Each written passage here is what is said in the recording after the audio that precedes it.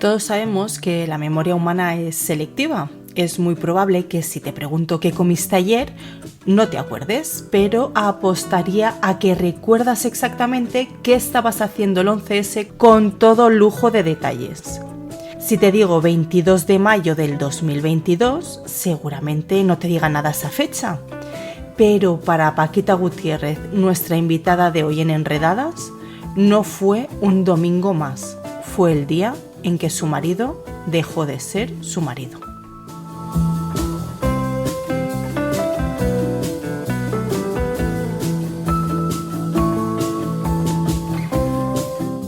Buenos días, Paquita. Hola, buenos días. ¿Qué tal estás? Pues estupendamente aquí contigo, en Enredadas, que me parece un nombre preciosísimo. Sabes que llevo muchos meses detrás tuyo para que te sientes aquí delante del micrófono, porque creo que la historia de hoy es una de las más emotivas que hemos tocado hasta el momento. Y te agradezco tantísimo que al final hayas accedido a sentarte aquí delante del micrófono. Voy a retroceder un poco en el tiempo, porque hace como 5 o 6 meses atrás tú y yo quedamos un día para tomar un café, que hacía muchísimos años que no nos veíamos. Es verdad. Y hasta aquí, pues bueno, todo normal. Te pregunto por tus hijos, por tu marido. Y al preguntarte por tu marido, me hablaste de un tal Phineas Gates, que era un capataz de ferrocarril a mediados de 1800. Y, bueno, cuenta tú la historia, que tú te la sabes mejor, y luego contamos qué tiene que ver esto con tu marido. Pues mira, es curioso, porque a raíz de lo que le ocurrió a mi marido, y mirando por internet, también los médicos me lo dijeron, entonces me dijeron que investigara sobre el caso de un tal Phineas Gates, que este era un señor que el 13 de septiembre de 1848 en Estados Unidos, en el condado de Washington, estaba trabajando para el ferrocarril. Él era un capataz.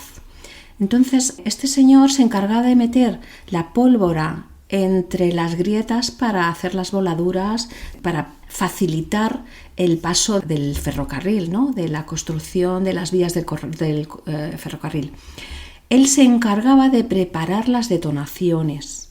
Entonces, él introducía la dinamita dentro de las grietas, la aplastaba y luego ponía la mecha y ponían tierra para que aquello se preparara bien, ¿no? Entonces, desafortunadamente, en una de estas preparaciones, una barra de hierro que medía como un metro y medio, que tenía una punta de unos 3 centímetros de diámetro por la parte más fina y luego un poquito más gruesa por la parte final, pues rozó una piedra de granito produciendo una chispa. Entonces, esto produjo una detonación y se le introdujo la barra de hierro por el pómulo derecho y le salió por la parte superior de la cabeza del cráneo. Uh-huh. Entonces, perdió el ojo derecho, pero le produjo muchas lesiones en el lóbulo frontal. Bueno, lo milagroso fue que este hombre sobreviviera. Además es que no perdió ni el conocimiento. Efectivamente. No perdió la conciencia en ningún momento. No.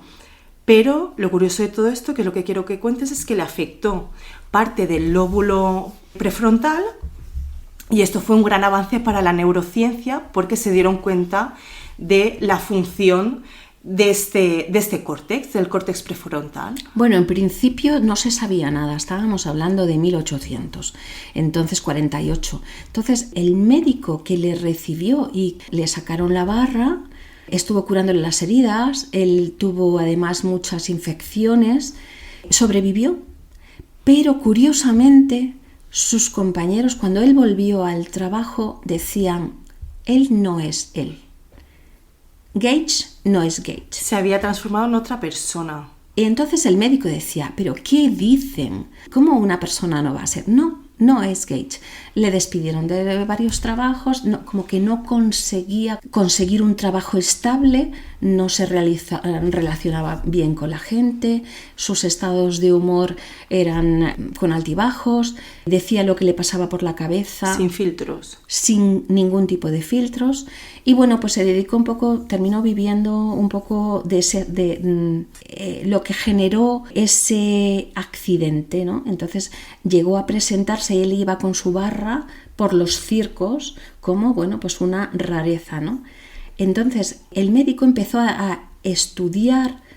Una vez él muerto, consiguió que le dejaran inspeccionar el cerebro y vio que había múltiples lesiones en el lóbulo prefrontal, es decir, justamente en la parte de la frente. Entonces, hasta entonces no se sabía la función de esta zona del cerebro y fue a raíz de este caso cuando de hecho fue un gran avance para la neurociencia porque empezaron a asignarle función a esta parte del cerebro. Al cerebro en general, ¿no? Empezaron a estudiar, claro, que dependía de qué lesiones tenían los pacientes, podía dejar de hablar, podía dejar...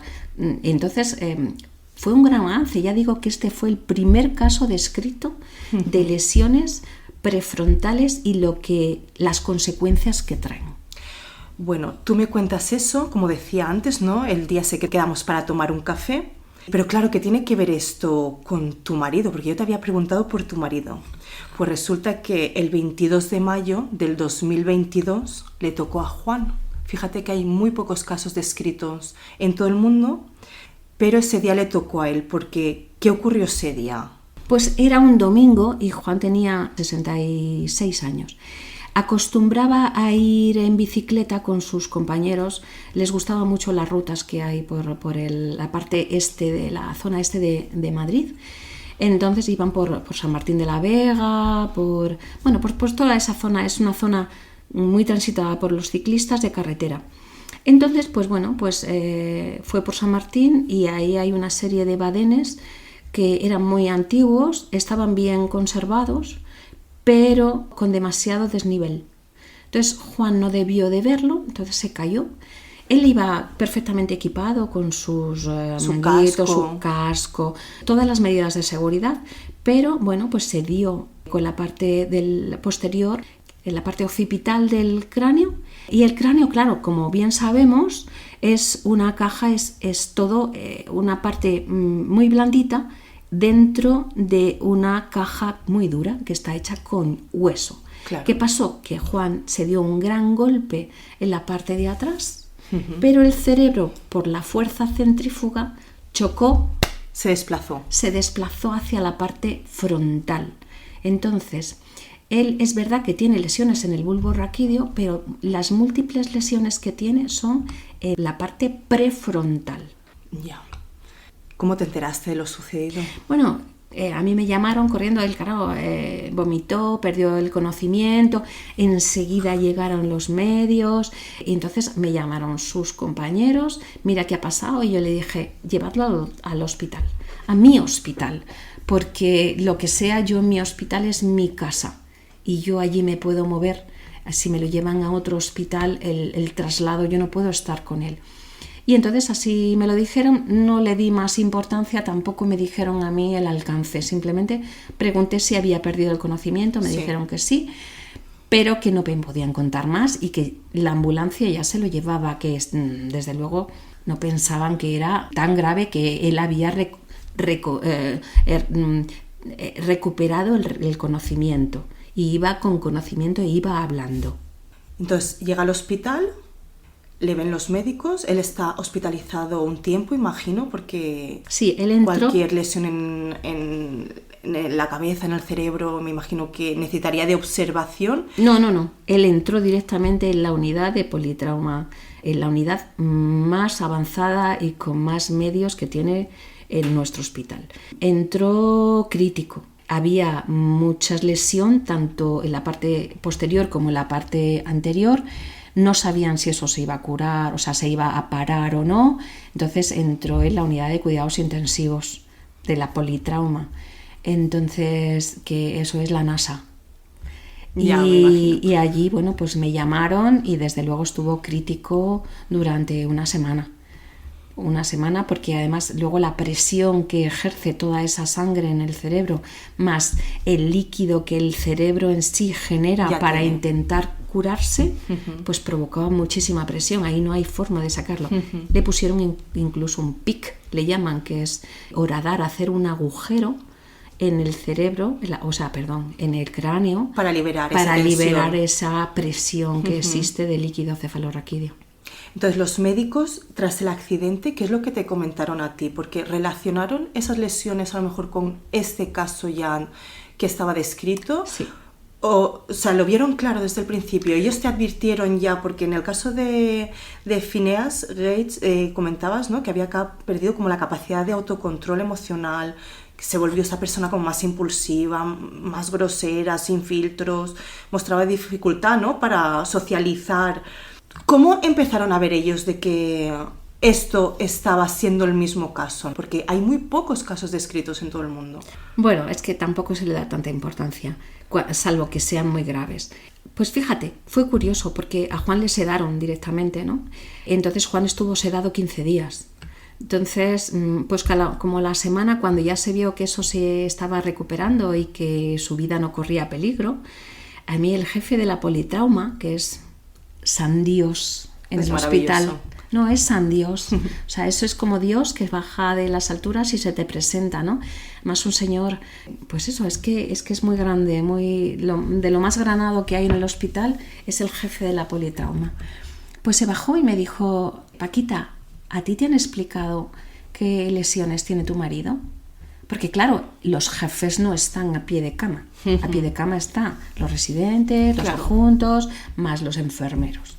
Y le dije, pues no, me dijo que tiene múltiples lesiones frontales, en la parte de atrás del hipotálamo también, pero nada más. Claro, están más en el cuidado diario, pero no en el cuidado a largo plazo. Claro, ellos, lo que te iba a implicar a ti. Claro, los jefes lo saben todo de todos los pacientes porque hay muy poquitos, hay 7, 8. Y el seguimiento es exhaustivo. Tienen una persona a la cabecera, una enfermera a los pies, con un ordenador mirando constantemente, monitorizando todo. Entonces él me dijo, lo primero es que tu marido no va a volver a ser tu marido. ¡Wow, Paquita, qué duro! Eso fue un jarro de agua fría. Sí, pero... ¿Tú fuiste consciente en ese momento? Porque ¿sabes qué pasa? Que tú cuando te dicen una cosa de esas, le miras como diciendo, ¿qué este señor San Dios me está queriendo decir? Es más, cuando subí a mi puesto de trabajo, dije a mi compañera, este señor tan importante se ha bajado a la tierra a decirme esto, que mi marido no es mi marido. Claro, pero no entenderías qué quería decirte exactamente porque él no conocía a Juan. Entonces, claro. ¿Qué quiere decirme con eso? ¿Qué me quiere decir? Le dije a mi compañera que una persona que es amable, que es respetuosa, que es agradable, que no es agresivo, que va a ser agresivo. Pero ¿cómo mi marido va a ser agresivo? ¿Cómo mi marido no va a ser mi marido? ¿Te lo explicó así? ¿Te lo explicó que podía tener ciertas carencias? Sí, pero yo no entiendo. Pero tú dices, bueno, pues puede ser que, yo qué sé, pues que ande peor, que coma peor, que vea peor, pero que no sea mi marido. Claro. Yo pregunté, ¿pero me va a reconocer? Sí, te va a reconocer, pero tu marido nunca más va a ser tu marido. Porque ¿cómo era Juan antes? Describe Juan cómo era antes. ¿Sabes qué pasa? Como ya han pasado tiempo, 3 años, yo ya casi estás olvidando y me da muchísima pena y me pongo a llorar. Se te ha borrado un poco. Se me borra, porque yo tengo que vivir con el Juan de ahora. Pues mira, Juan era muy cariñoso, súper cariñoso, atento, siempre pendiente, sobre todo de sus hijos. Le encantaban las plantas. Yo jamás, es que yo decía, Juan, más plantas, ¿no? Él se encargaba, era también jardinero.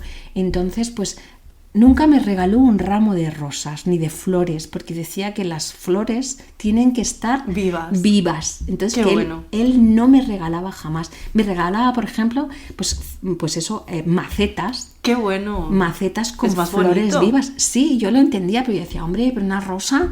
Me decía, no, rosas en el rosal. Y entonces me regalaba rosales. Y entonces, con los niños súper cariñoso, con los animales. Todos los animales se acercaban a él, todos los de nuestro bloque. No sé, es que era, y sigo siéndolo, por supuesto, una buena persona. Y nosotros formábamos tándem. Es verdad que cuando son un poquito más mayores se ponen un poquito... Cada uno de nosotros sacamos un poquito... La parte más negativa o menos... Pero formabais equipo al final. Sí. Además teníamos tantísimas ganas de que él dejara de trabajar porque él tenía jornada partida. Entonces no podía viajar. Entonces, pues Juan no conoce París, pero no conoce Londres, no conoce Roma, no conoce Portugal, sí, también hemos ido, pero poco más. Egipto, que queríamos ir. Entonces, todo esto lo estamos posponiendo a que él dejara de trabajar. Fíjate. Que además él pasó la pandemia trabajando, entonces era lo de posponer para un momento mejor y no ha podido ser. Siempre estamos posponiendo y es el vivir ahora, ¿verdad? Porque, ¿cómo es Juan ahora? Pues mira, Juan ahora es un señor de como 99 años. Su vida es muy tranquila, por supuesto. No tiene ningún tipo de iniciativa, ni para hacer nada. No hay nada que le motive. Es una persona que no tiene ningún tipo de filtro. Ahora está con medicación y está más tranquilo. Estuvo muy agresivo, verbal. Es verdad que a veces me ponía la mano para sujetarme que no me acercara. Pero, por ejemplo, sí ha pegado a mis 2 hijos, que son mayores, porque el mayor María tiene 32 años y el pequeño tiene 31. Entonces, a los 2 se ha acercado a él, no les ha dado una paliza, pero sí les ha sujetado, sí les ha dado un golpecillo, ¿sabes? Porque no se contiene, o sea, necesita como marcar distancias, no es la persona cariñosa de antes, ¿sabes? Nunca pregunta por los niños, nunca, no tiene ninguna inquietud, ni le interesa nada, ni yo le digo a veces, Juan, que tenemos que ir a Egipto, a mí no se me ha perdido nada de Egipto.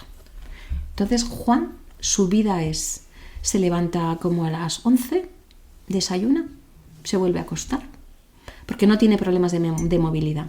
Se levanta y a veces se ducha, otras veces no, depende. Va por el pan y por la leche, llega a casa, lo deja allí.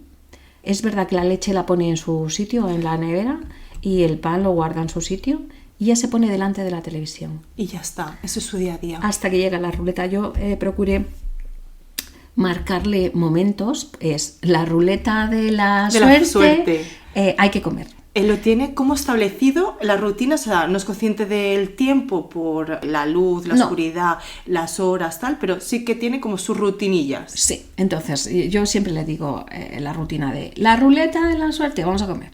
La pasapalabra, vamos a cenar. Y entonces, entre medias, él es capaz de calentarse comida que yo le hago, no si haría comida. Sí se calentaría algo, pero si tiene que abrirse una lata de judías o de lo que sea, si la argolla se le sale, no sería capaz de comer judías ni de abrir la lata. Porque ha perdido ya la motivación. No tiene ninguna. Cogería un trozo de pan, un trozo de queso. No he conseguido que coma un yogur en 3 años. Hay cosas que dices tú, imposible, ¿cómo no le va a gustar? ¿No bebe cerveza? Que antes le encantaba. Solo bebía cerveza. Yo le recuerdo, yo conocí al Juan de antes y cuando me dijiste eso, la verdad que me llamó muchísimo la atención. Es que cambien hasta los gustos, porque una cosa es la rutina, pero tus gustos... Él le gustaba mucho el vino y degustaba el vino. Entonces era capaz de apreciar una copa de vino. Ahora bebe vino con casera. Que eso es como decir... ¡Sacrilegio! Sí, o sea, lo que sea, pero con casera. Entonces, bueno, para su estatus es mejor, ¿vale? Pues bebe agua y casera tampoco, no sé qué, porque no se mueve nada. Pero claro, es que no es él. Ha dejado de ser. Juan no es Juan. Juan no es mi marido. Fíjate, es curioso, Lorena, tú le miras a los ojos y no está. ¡Ostras! Está como vacío, pero porque ha perdido la emoción. Cuando tocas la emoción, porque al final, ¿con qué expresamos todas las emociones? Con la mirada muchas veces. ¿Con qué te ríes? Con los ojos. ¿Con qué sientes tristeza? Con la mirada. Y cuando pierdes la emoción, claro, ya no te transmite. Pero está claro que a Juan le sucedió esto y él es incapaz de empatizar y de tener emociones, pero ¿tú por qué emociones has pasado con todo esto? Pues mira, yo hasta que me dijeron, tú sigues estando en ese momento de pérdida, ¿no? De duelo. Y yo decía, no, pero si mi marido no se ha muerto, me dice, sí. O sea, eso hasta que la psicóloga me dijo, sigues en duelo y tienes que dejar de pensar en el Juan de ayer y estar con el Juan de ahora. Pero claro, qué duro, porque tú te enamoraste del Juan de antes. ¿Cómo has transitado todo esto? Por eso, tú habrás pasado por tristeza, por rabia, ¿por qué? O sea, ¿cómo has vivido tú todo este proceso? Pues mira, gracias al trabajo. El trabajo es el que me ha salvado la vida, porque allí era una persona normal. En mi casa estaba todo truncado, porque mis hijos decían lo mismo, es que no es mi padre. Y yo, claro, te daban ganas de abofetearles, ¿cómo no va a ser tu padre?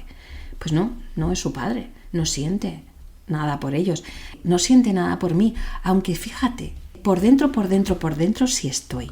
Porque si yo le digo, Juan, te he dejado ahí un melocotón, no quiero melocotón, porque habla así siempre a la primera. Y entonces le digo, no, pero es que yo quiero un trozo. Entonces es capaz de pelarlo para darme un trozo. Qué bueno, o sea que ¿sabes? algo queda. Eso está más dentro, ¿vale? Sí. De tu cabeza. Eso no es prefrontal. Si él no querría salir nunca a pasear ni a hacer nada, pero yo, claro, a veces pues le tengo que engañar un poquito. Y entonces le digo, Juan, tengo que andar porque me duele la cadera. A mí ni me duele la cadera, ni me duele nada. Yo lo que quiero es acostarme porque estoy cansadísima. Pero lo haces por él. Pero claro, y entonces él anda por mí para que yo salga, porque yo tengo que salir.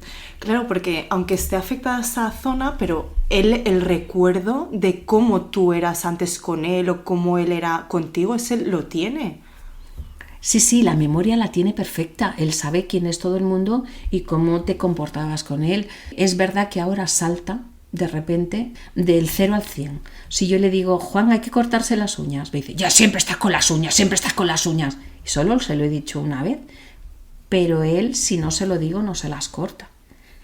Solamente lo hace cuando ya me pongo, ven que estoy en el baño, venga, que te corto las uñas. Entonces es cuando se pone a protestar, pero se las corta. Tengo que utilizar pequeños trucos para que haga cosas. Claro. Pero cuando yo no estoy, no hace nada. Solamente tiene el mando en la mano para ver la televisión. Has hablado varias veces de tus hijos, cómo han vivido ellos todo esto. O sea, ellos siguen traumatizados porque esto no hay quien te lo solucione. No, esto es, tienes que tragarte este sapo. Y ya está. No se puede trocear. Te lo tienes que tragar tal y como está. Entonces tu padre no es tu padre. Entonces, pues yo soy la que tengo ahora, en vez de un marido, pues tengo una persona a la que tengo que cuidar y tengo que amparar y tengo que defender y tengo que procurarle lo mejor posible, porque él lo haría por mí igual. Tú no te casas para solamente las cosas bonitas, ¿no? Yo he vivido con él, pues mira, el otro día hicimos 37 años. son muchos años. Son muchos años, entonces, y hemos sido una pareja que no hemos tenido grandes conflictos. Perfectos ninguno, pero grandes conflictos. Entonces, ahora cuando le digo, Juan, ¿me das un abrazo? Me hace así. Me da un golpe ahí en el hombro. Eso es lo máximo que es su expresión de amor, ¿no? Es verdad que hasta malito, le he pedido un piquito y me lo ha dado. Fíjate. Siempre. Y yo pero son piquitos. Pero ya no hay sexo, ya no hay amor, ya no hay caricias, ya no hay... Es, pues eso, pues tienes una persona mayor de 90 y tantos años a la que le tienes que cuidar y que no le motiva absolutamente ni viajes, ni comidas, ni nada. Nada de nada. Y eso es muy triste porque yo soy joven todavía, entonces yo tengo vida y yo tengo amigos y yo tengo gente a mi alrededor que es verdad que me amparan y me ayudan muchísimo, pero con él puedo hacer muy poquitas cosas. Mira, una curiosidad. Nosotros tenemos una casa familiar en la playa, en Santa Pola, Sí. y nos vamos un mes porque es la casa de la familia. Sí. ¿Te puedes creer que no he conseguido que se bañe en 3 años? No va a la playa porque se mancha los pies de arena. ¿Y antes le gustaba? Le encantaba. Él era el que iba a la boya. Y yo decía, madre mía, que te va a comer un tiburón. Y yo iba con él, yo voy contigo, pero me da mucho miedo. Él iba a nadar porque a él le gustaba mucho nadar. Entonces no hay forma que se meta en el agua. ¿Y eso el entorno lo entiende? ¿Tu familia, tus amigos? Porque... ¿llegas a juntarle con gente o has Sí. intentado evitar todo esto? No, yo procuro, y es verdad que ves cuando hay gente que le quería de verdad y hay gente que no, porque la gente que le importaba poco le da de lado. Él no interacciona, nunca te va a preguntar por tus hijos, ni cómo te va el trabajo, si te has jubilado. No le interesa absolutamente nada. Pero si tú le preguntas, Juan, ¿qué tal estás? Pues bien. Él no tiene conciencia de que le ha pasado nada, pero no saca conversaciones. Claro, eso es lo curioso, que me lo contabas antes fuera de micro. ¿Cómo puede ser que él no recuerde que que tuvo el accidente, sí, pero que estuvo tan grave? Para él sigue siendo el mismo de antes. O sea, él en ningún momento es consciente de que ha cambiado. No, para nada. Él sigue siendo lo mismo. Entonces, por eso digo yo que su cerebro funciona distinto. Él es capaz de saber que no hace nada, pero para él es lo normal. Lo normal porque se ha jubilado. Entonces, él justifica. Está jubilado y como está jubilado, pues no se hace nada. Pero, por ejemplo, lo que me contabas antes de la cerveza. Lo de la jubilación lo entiendo por lo de la cerveza. O sea, que de repente no le guste la cerveza. Tú eso, claro, tampoco sé si se lo puedes razonar o no, pero ¿qué justificación le da él a eso? No hay ninguna justificación. Él bebe vino con casera. Y ya está, porque le gusta ahora. Y entonces, cuando le dices, porque nosotros yo siempre he estado detrás de él porque él bebía mucha cerveza. Y cuando digo mucha cerveza, es mucha cerveza. Él subía de trabajar y se tomaba una cerveza. Para comer, otra cerveza. Por la tarde, otra cerveza. Para cenar, otra cerveza. Entonces eran 4 o 5 cervezas. Entonces yo siempre le decía, si alguna vez vas a digestivo, por favor, no digas nunca que tú bebes lo normal. Que eso lo dicen todos los borrachos. O sea, tú mire usted, le dices la cantidad, pero lo normal no, porque eso no es lo normal. Lo normal es 1 o 2, claro, no 5 o 6. Ahora dirá o pensará él, antes porque bebía mucha cerveza y ahora ¿por qué no bebo cerveza? No es capaz de pensar en el antes y en el después. Fíjate qué curioso.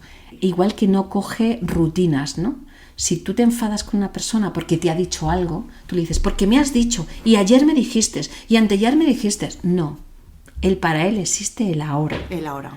Si yo le digo, Juan, antes bebías mucha cerveza, sí. Y ya está, ¿no? Sin más, ya está, claro. No tiene por qué, no. Pero es lo que tú dices, estamos hablando con una persona que ya no es la misma persona y físicamente, o sea, su cerebro está dañado y no puede ser nunca la misma. Decías antes que tú sigues siendo joven, tú sigues teniendo ganas de viajar, de salir, de interactuar con gente. ¿Tú cómo ves todo eso? Porque recuerdo que me contaste un día que estabas delante de la playa de las Catedrales y te dijo Juan, bueno, cuéntalo tú. Pues mira, pues conseguí, pues como él ya está jubilado, le tuvimos que jubilar, pues entonces me apunté al Inserso y dije, mira, pues si esto de los balnearios tiene que estar estupendamente. Entonces, pues lo apunté, fuimos, no sé qué, y estaba cerca, claro, Lugo está cerca de la playa de las Catedrales.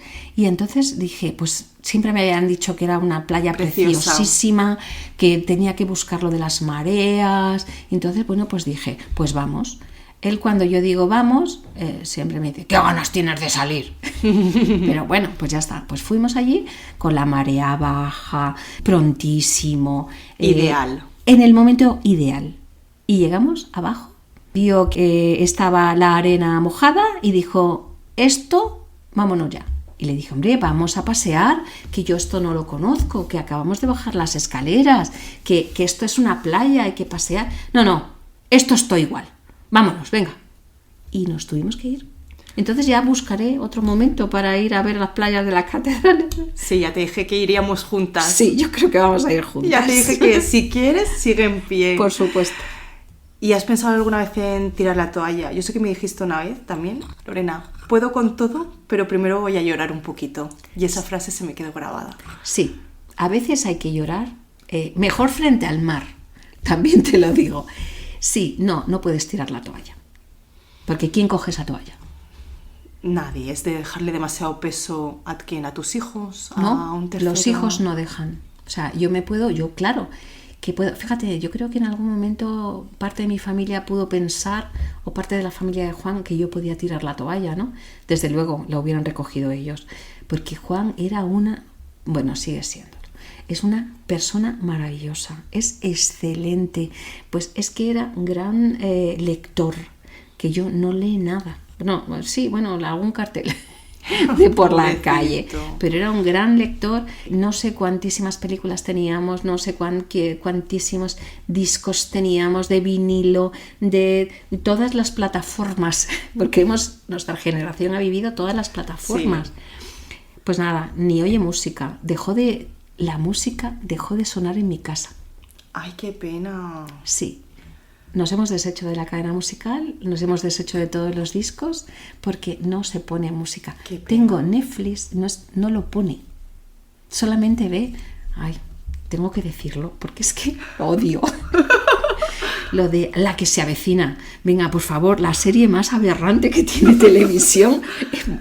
Es horroroso.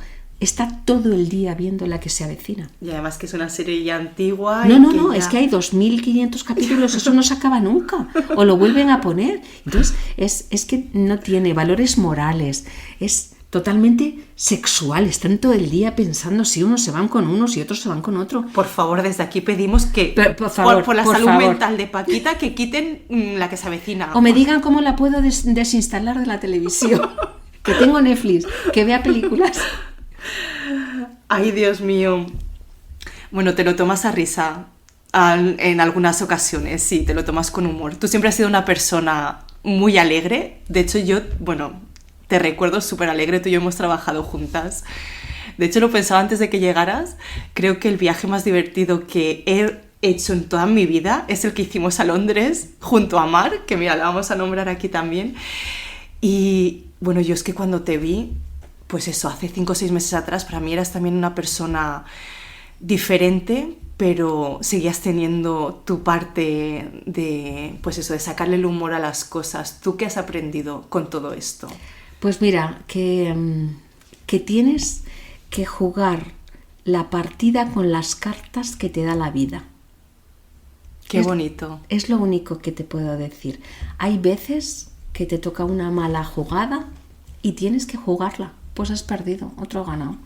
Nada, y que desde luego tienes que confiar en tu entorno, en la gente que te quiere. Cuando te dicen te ayudo, tienes que pedir ayuda y tienes que aceptarla. No sirven... El orgullo, no, el ego. No.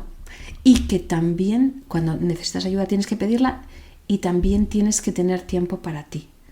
¿Vale? Eso hicimos un curso y entonces es curioso que esto lo tienes aquí en casa, pero tienes que buscar tiempo para ti, tienes que tener tus cosas. Entonces yo procuro, pues si Juan tiene que salir, porque si no, no se mueve, pues yo cocino por la noche o si me voy, tengo un corito, pues me voy al coro, pero les dejo la cena preparada y al día siguiente salimos sí o sí. Entonces, intentar hacer un croquis, un puzzle, porque esto es un puzzle, para yo no perder. A costa de acostarte más tarde, levantarte antes. Lo que sea, lo que pero sea. Tener vida propia. Claro, pero a mí la gente que tengo alrededor me da mucho, porque mi casa no me da nada. Porque los niños se tienen su vida y ahí no hay nadie. Entonces yo estoy en casa con Juan y no hay diálogo, no hay nada. Entonces... Te tienes que anclar a otras cosas. Te anclas a tu trabajo, a tus hobbies. Sí, entonces procuro tener mis hobbies, que gracias a Dios, dentro, fíjate, todo lo malo te hay que buscar siempre cosas buenas. Y la cosa buena es que Juan se puede quedar en casa. Porque Juan sabría reaccionar, sabría abrir la puerta, sabe cerrarla, sabe si hay fuego, sabría ir a por el... tenemos portero, pues sabría ir a por el portero. El instinto de supervivencia lo tiene. Lo tiene, sí, porque eso está bastante más profundo, los instintos. Entonces eso lo tiene y podría llamarme a mí. Es difícil que me llame, pero sí, cuando no entiende algo, cuando le dices cosas muy concretas, compra filetes de pollo en la pollería de siempre, pues él va con su dinerito y compra filetes de pollo, ¿sabes?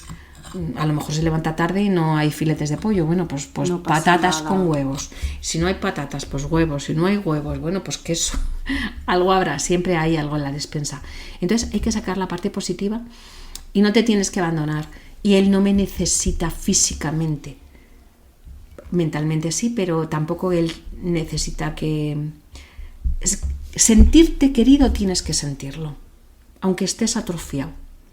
¿Y Entonces, tú crees que él sí que necesita, o sea, él siente que tú le quieres Sí. o le daría igual esa parte emocional? No tiene parte emocional, pero yo digo que es como el aire, no sabes que está, pero lo necesitas. Tú no eres consciente de que estás respirando, pero tiene que haber aire. ¿Podría llevarle a una residencia? Sí, pero yo creo que se moriría de pena, aunque digamos no siente la pena. Yo creo que sí. Yo creo que, y además quiero confiar en eso, y como a mí nadie me va a decir que no, pues entonces yo tengo que pensar en las cosas que me hacen sentir bien. Claro que sí. Que me da lo mismo pensar una cosa negativa que una cosa positiva. Total. Porque nadie me va a decir dónde está la verdad. Pues entonces yo pienso que me necesita. Que necesita mi cariño y yo sigo abrazándole, aunque él no entienda mucho y un poco se ponga así un poquito erizo. Pero me da igual, porque lo necesito yo. Pues eso es lo que te tienes que llevar y lo que te tiene que valer a ti. Paquita, pues muchísimas gracias. Para mí siempre serás Paquita. Te recuerdo siempre súper alegre, súper divertida, con un optimismo que a día de hoy, aunque pase tiempo sin que nos veamos, sin que hablemos, bueno, tengo por ahí frases escritas tuyas de chascarrillos, que siempre suelto alguna frase tuya y digo, esto lo decía Paquita. Me quedo con la frase última que has dicho, que al final venimos con unas cartas y tenemos que jugar con las cartas que tenemos. Y me parece una forma súper bonita de cerrarlo, pues haciéndolo de otra forma tampoco vas a ganar nada. Lorena, yo te agradezco mucho, aunque sabes que me cuesta, porque, bueno, pues yo te decía, no esperes mucho de mi historia, porque no deja de ser una historia más. Yo quiero agradecértelo porque, bueno, pues si esto a lo mejor le puede servir a alguien, ¿no? Alguien que esté cuidando a personas mayores, que el lóbulo prefrontal también disminuye con la edad, y entonces todo esto también ocurre con las personas mayores que dicen, mírale, pues es que qué amargo te has vuelto, pues probablemente sea por eso, ¿no? Entonces hay que también entenderles un poco que su cerebro no funciona bien, y si sirve para otras personas todavía más. Muchísimas gracias, cariño. Un abrazo.